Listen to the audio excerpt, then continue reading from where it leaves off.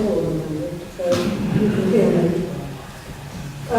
Well, I'm also delighted to be here, and I should say, having sat through the first half, I'm also honoured to be here in the presence of these poets, because I think they're all wonderful. I mean, you've heard two of them, you're going to hear Vanessa later, but I think it's really a wonderful collection of poets. I hope that I can live up to them. As Mandy said, I spend a large part of the year in Italy, and I translate from Italian, so my reading is going to have a strong Italian theme. So I thought, just to have a bit of variety, I'd start with something completely different, which is not Italian at all, and it's an ode to a brain. I wrote it having been to a museum, actually, I think with Mandy, the Wellcome Museum in London, where there was an exhibition which included brains, old brains and jars. So a lot of the vocabulary will be to do with parts of the brain, and it ends up with a reference to Rocco's area, which is where poetry comes from. Ode to a brain. Comic, tuberous, your knobbly surface like a crumpled tissue, your humps and lumps, your creases, your folds and fissures, your gyres, your hemispheres of lobes, frontal, parietal, temporal, occipital. Once a nerve centre splendid on its stem, a universe of neural networks, tree-like in heavenly forests with your floating connections, now shrunk to the size of a fist. Frozen and pickled in your navel jar, cerebellum, corpus callosum. Whose memories skidded or fumbled down your perforant paths? Whose pain did he gird around? Whom did he teach, deep in Rocco's area? From that beam, that worm, that curled thing, words to write and sing.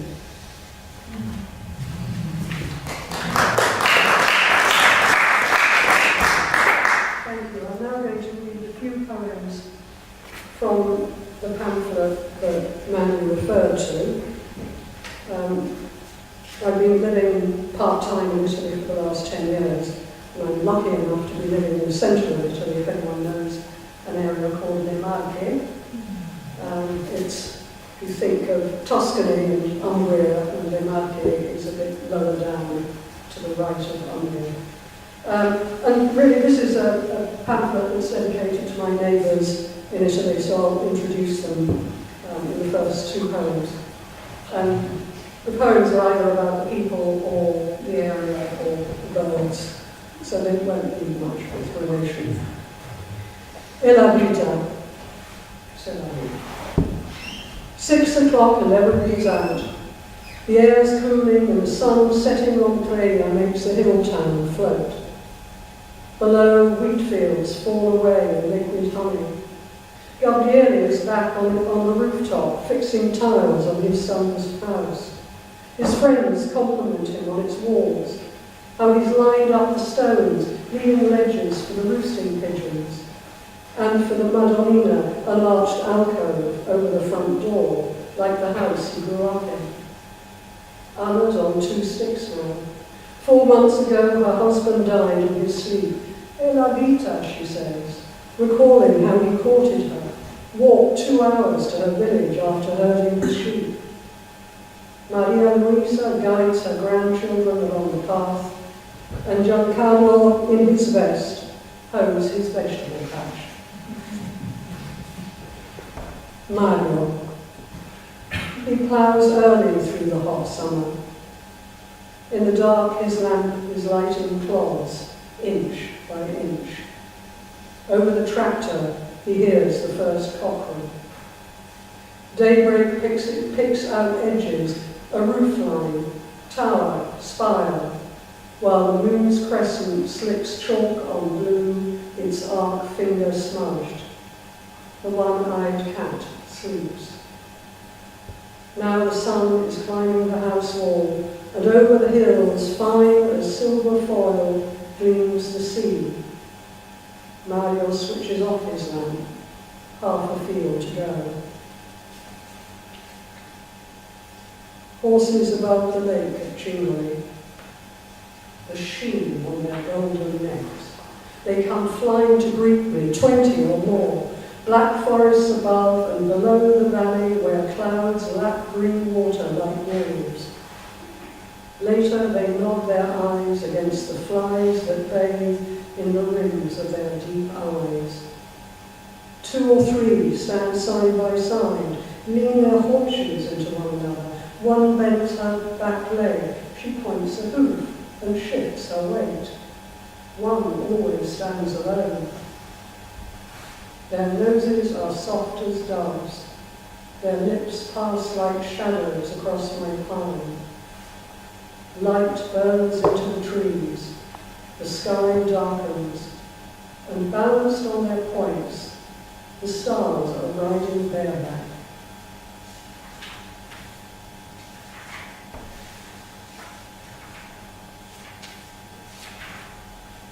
Olive. As you can tell, I spend quite a lot of time just sort of sitting about and looking at things. Olive. When you watch her for a while, you notice things, like how she keeps her distance from the cypress and the fig tree, or her beads of fruit boding well for autumn harvest, or the flicker of a goldfinch among her branches. How careful pruning swells her silhouette, and the way her silver leaves now reach out for air. She had a hard time of it this winter. The snow was heavy, not deeper than other years, but heavy as a bag of stones, and if allowed to settle, would have left her with broken arms and empty hands come spring. So, wearing high boots in February's bitter cold, the men arrived, to tap the snow off her, gently, like stroking hair. When you return, you will observe her again. Summer heat and light will have brought their changes, her fruit matured, the fledgling goldfinch flown, new shadows will speckle her trunk, and the rest she will tell you in her own time. Wolf. Late evening I saw you, Wolf, trotting before me, all alone on the road nobody uses anymore. Then you were gone, high up beyond the juniper and flowering Judas. People told me there were no more wolves in the forest. In breaking daylight, the farmer called on his son to help him. Together they piled one torn sheep on another.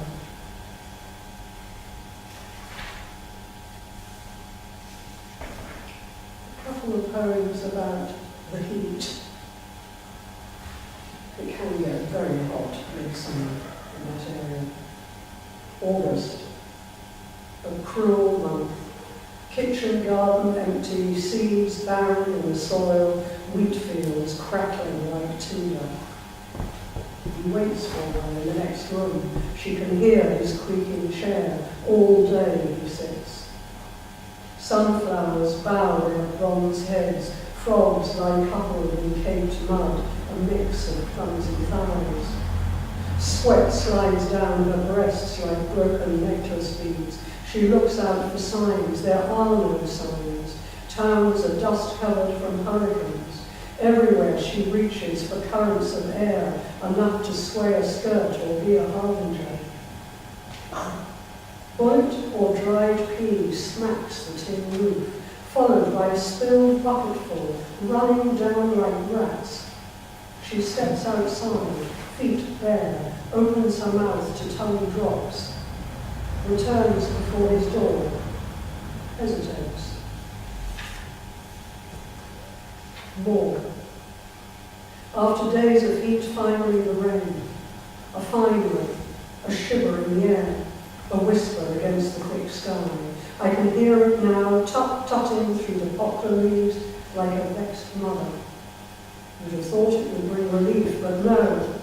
Soon it is gone, and the earth's mouth wide open.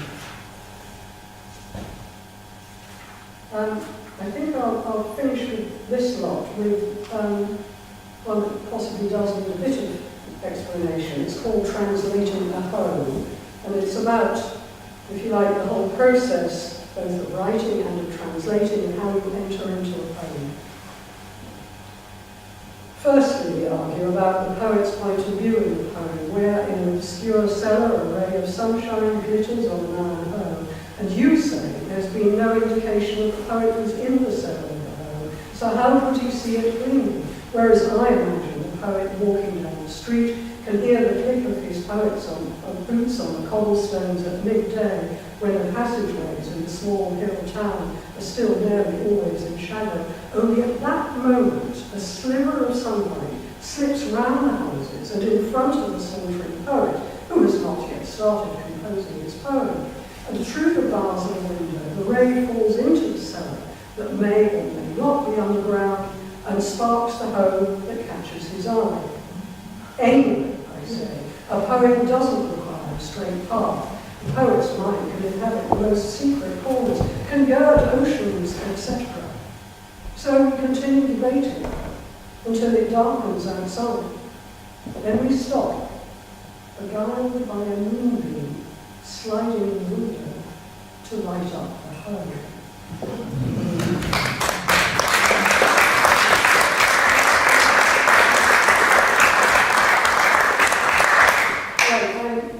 Trying this one out on you a bit.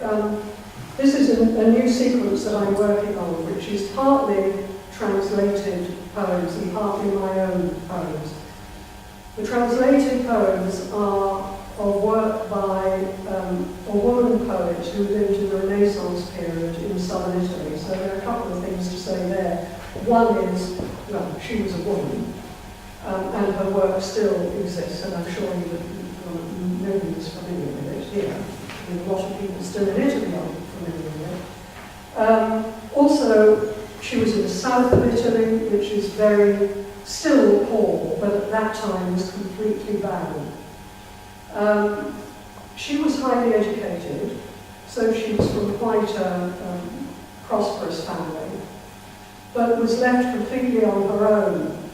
I mean, in the sense of there was nobody else immediately around her with education when her father was exiled from the country. I won't go into the politics, but for political reasons, he was exiled out of the country.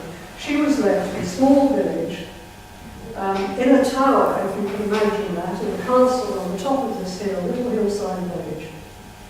And she was very, very lonely. So a lot of her poems and her sonnets are really cries of pain. At the age of 26, her brothers, who had run wild in the absence of the father, intercepted her tutor, who was carrying some of her poems to a Spanish count who also was a poet who lived in another village, and then they killed her. So she was killed, an honour killing, at the age of 26, to preserve the honour of the family, because it was suspected that she must be having an affair with this man, because she had sent her poems to him. She wasn't having an affair with him. So this is one of her poems, and then I will read 3 short poems of my own.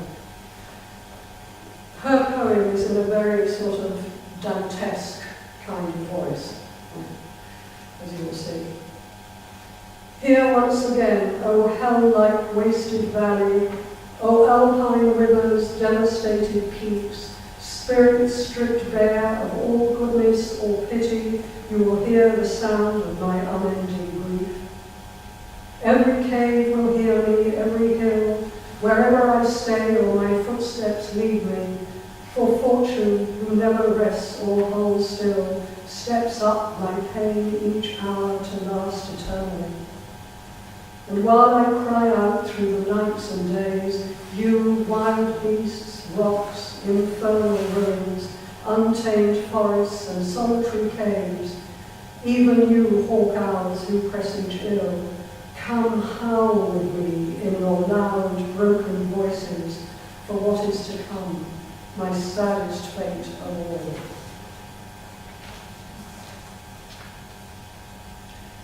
Scirocco, right? does everybody know that Scirocco is a wind, it's a hot wind that comes from Africa across the Mediterranean.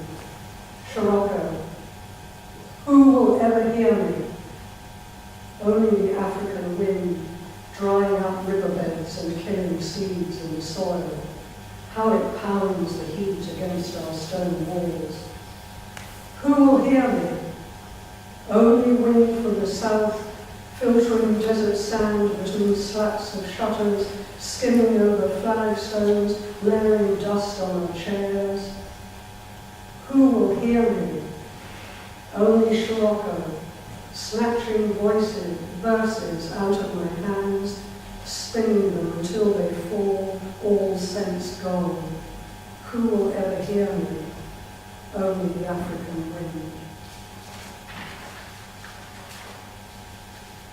Well, as I said before, her brothers killed her, but there were others who were complicit in her murder, and one was probably the father that she missed so much, who was in exile, because they afterwards fled the country and went to stay with the father. This is called For Honour's Sake. Who was complicit in her murder? Which brother? Decio or Fabio? Like Antonio, Cesare or Camillo? It won't have been Portia, her little sister, nor the older brother Scipione in France with her father. No, not Don Diego, her supposed lover, they killed him later. Nor the curate, her teacher, they killed him too. But the uncles, Valdesino and Cornelio, not her mother, Luisa, powerless to stop them, but her dear, beloved father, Giovanni Michele, who, while writing his poetry in the French king's court, per conservationem honorem, approved the 3 premeditated murders by Cesare, Decio, Fabio, Cornelio, Valdesino. And then to finish off with, this village was called Favare, it's changed its name now, which etymologically comes from Fable's fable, and her life is almost like a fable.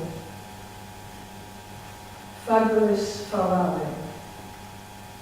This is the rock of solitude. This is the rock of silence.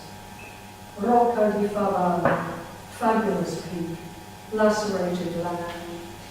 Ribble and river, dry wind, and more rock. Here, tiny in your stone castle, you wrote your verses, confiding your dreams to rivers that washed them into the sea. Isabella, poet of memory and waiting, where are the rest of your poems? Burnt in a bonfire down by the river? Did your rhymes curl up in smoke? Or did the ink fade and the pages rot, buried in earth at your side? Isabella, where is your grave? Rock of solitude, rock of silence. And I should say before I sit down, I forgot to say that the only poems that are left are 8 sonnets and 3 canzoniere, which are longer poems. That's why there's a question of where are your poems. They probably were there. But thank you very much.